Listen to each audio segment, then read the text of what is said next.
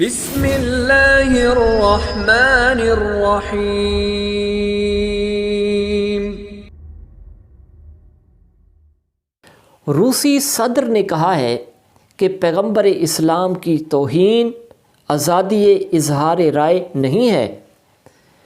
اس نے روایتی طور پر کرسمس سے پہلے منعقدہ سالانہ پریس کانفرنس میں یہ باتیں کہی۔ روسی صدر نے کہا کہ اگر کوئی پیغمبر اسلام کی شان میں توہین کرتا ہے تو اس طرح کے اقدامات نفرت اور انتہا پسندی کو ہوا دیتے ہیں۔